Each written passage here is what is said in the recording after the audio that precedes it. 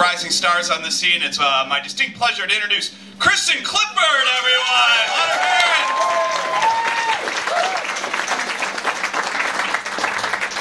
Oh, hi, thank you. Thank you, I feel great. I actually did something really exciting last week. I invited a guy I like over to my apartment. Feel free to clap, it doesn't happen.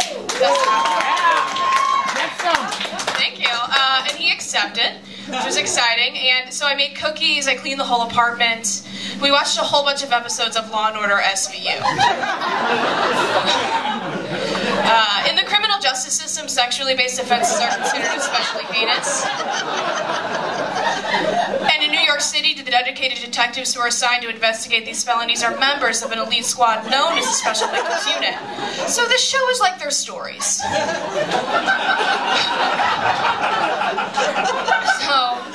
So we're watching this show, and then I realized, like, this is a terrible date activity. Because it's kind of like, hey, come on over and watch this rape show with me. Let's get to know each other better. No one feels like making out after you watch Elliot Stabler infiltrate NAMBLA. It's not a thing. And also, Law & Order SVU teaches you that the predators are who you least expect. So I'm looking at him like he's really innocuous, so he's probably going to murder me today. And he's looking at me like, why does she have so many puppets? What did she think was going to happen? It's actually kind of weird that I like that show, because for my day job, I am a Chicago police officer. Yeah, thank you. A lot of people find really hard to believe. Mostly because it's not true. I work in marketing. I don't know if you guys can tell from this brief interaction I would be a terrible police officer. I run slower than I walk, I figured out. That is true. It's 100% true. And I'm just not intimidating. Like, I would just make tiny gestures at criminals, like, you're arrested. Doesn't work. Like, for example, I was walking down a very busy street the other day and someone yelled out to me from their car, "Hey girl." And I turned because I know people who own cars. So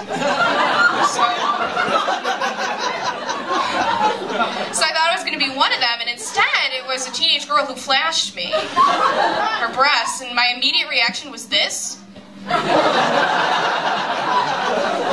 I backed away and I frowned, and then I worried about her for 3 blocks. It wasn't her breasts that were the problem, it was the action that was inappropriate. And a police officer would have to give her a ticket, not worry about her self-esteem until she got home.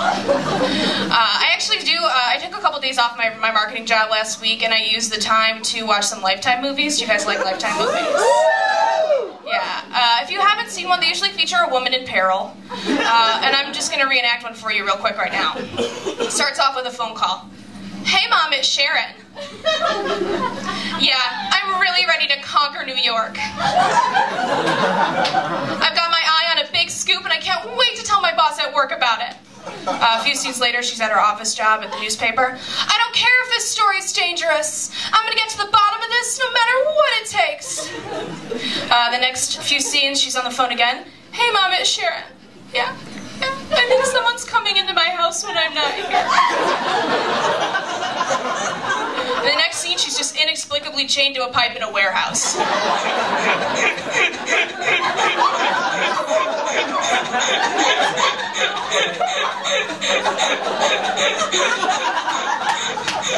Why? And then through a series of cunning bravery and a last-minute assist from a man, she gets out.